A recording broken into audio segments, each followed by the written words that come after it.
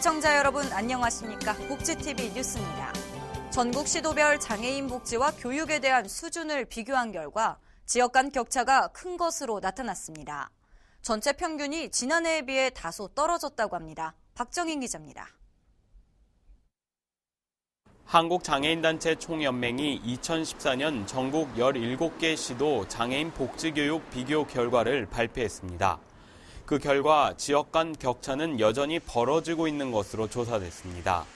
장애인에 대한 소득과 경제활동 지원, 복지 서비스 지원 등의 5개 영역의 50개 지표로 조사가 이뤄진 복지 분야의 경우 전국 평균 점수가 49.3점으로 전년도 결과 51.54점과 비교해 약 2.2점 하락한 것으로 나타났습니다.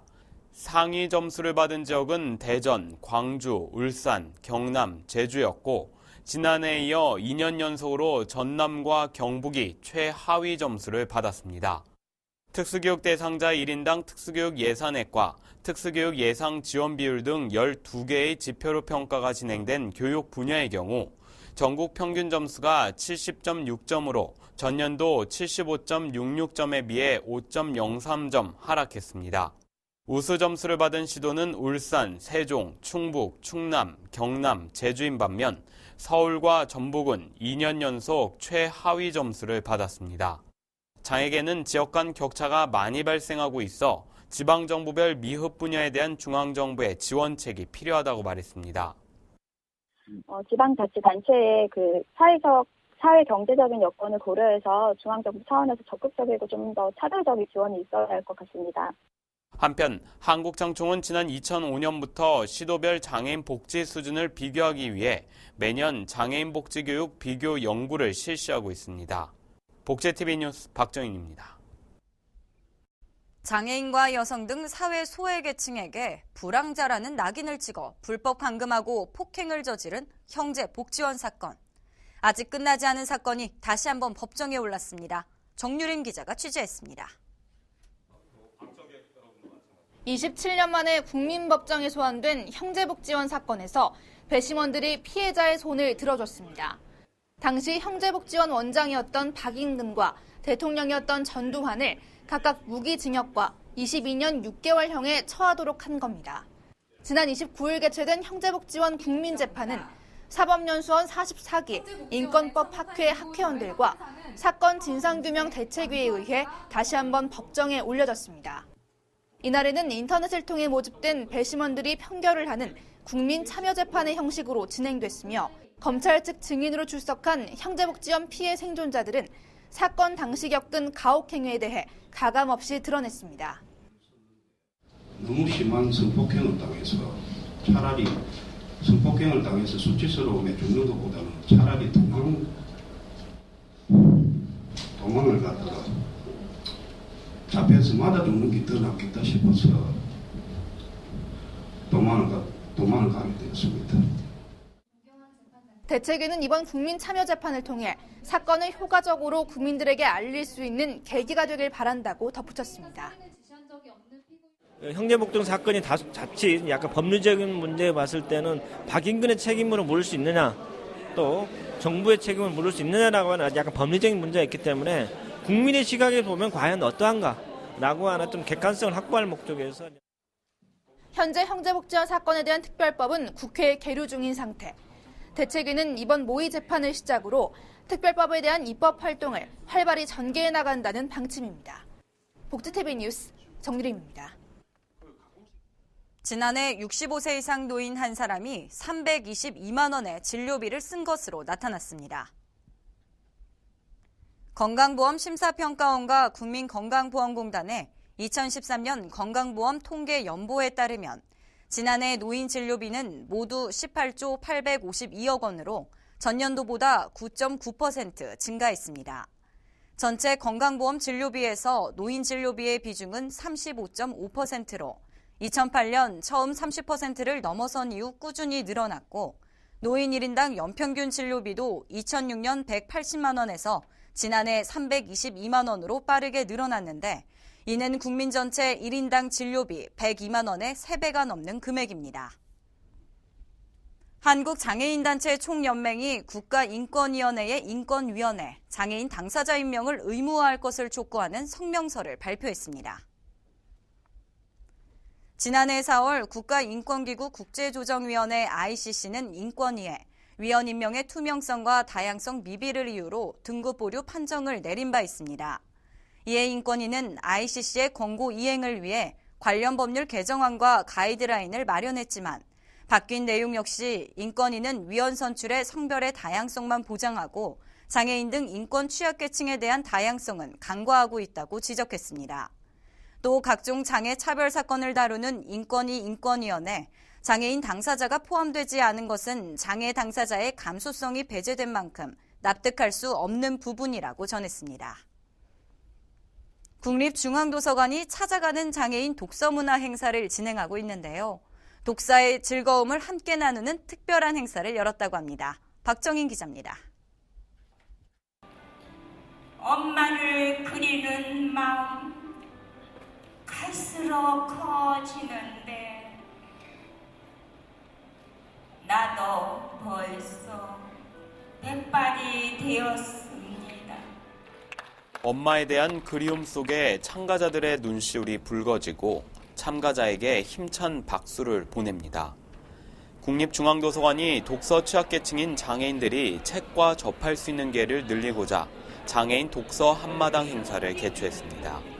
장애인 독서 한마당은 독서 취약계층인 장애인들이 다양한 독서 활동과 문화 행사를 통해서 책과 더 친해지고 책을 통해서 더 넓은 세상을 볼 수 있는 계기를 마련하기 위해서 마련했습니다.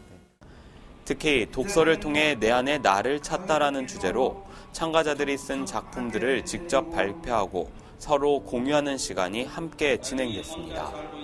참가자들은 책은 삶의 활력소이고 희망을 갖게 해준다고 말합니다. 저는 책은요, 기쁨입니다. 삶의 활력소입니다.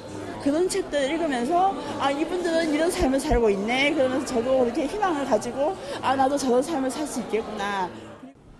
한편 이날 행사 참가자들은 김별아 작가와 만남의 시간을 가졌고 축하 공연 등 다채로운 행사를 함께했습니다.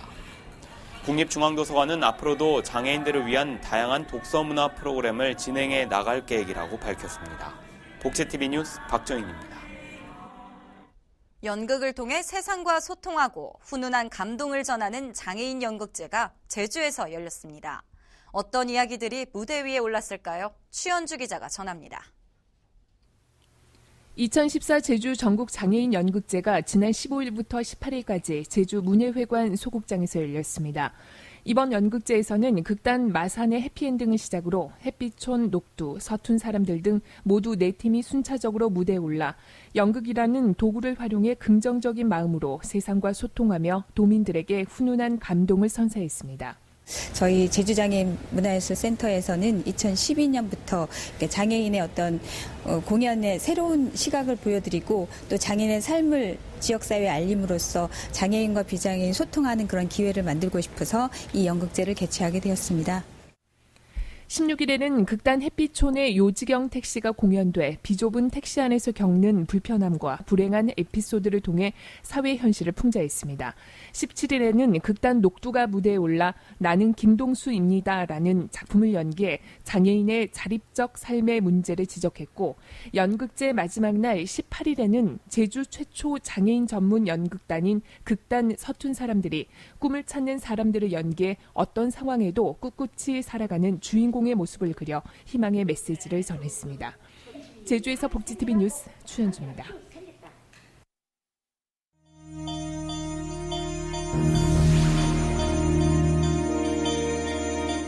이어서 간추린 뉴스를 전해드립니다.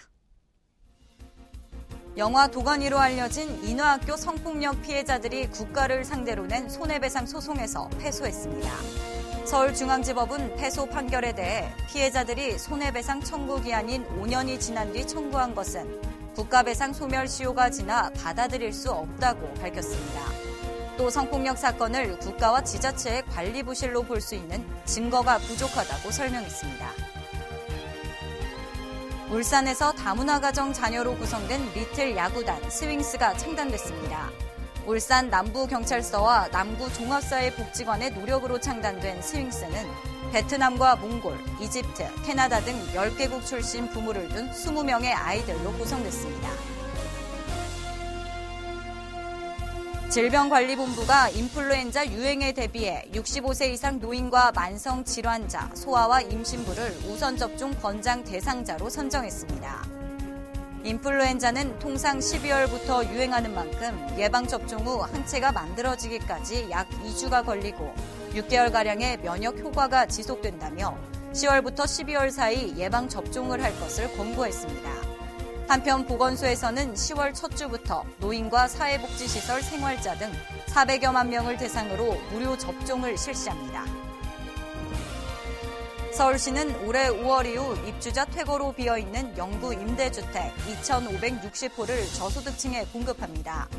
입주 신청 기간은 10월 14일부터 20일까지며 대상은 서울시에 거주하는 무주택 가구 주인, 기초생활수급자와 장애인, 보호대상 한부모 가족 등입니다. 2014 한류 드림 페스티벌이 지난 28일 경주 시민운동장에서 열렸습니다. 이번 행사에는 국내 정상급 아이돌 가수 22개 팀 등이 출연해 화려한 공연을 선보였습니다. 한편 올해로 5회째를 맞은 페스티벌은 K-팝을 통해 전 세계인이 하나 되는 축제의 장으로서 지난 3년간 한국 방문회 기념 특별 행사로 마련되어 왔습니다. 한국지체장애인협회가 2014 전국지체장애인 체육대회를 오는 10월 2일 경상남도 창원 종합운동장에서 엽니다. 장애인 생활체육에 대한 사회적 관심을 높이고 장애인들의 화합을 도모하고자 마련된 행사는 전국 17개 시도의 지체장애인과 자원봉사자들이 참가하며 좌식 배구, 400m 릴레이 등의 경기가 펼쳐질 예정입니다.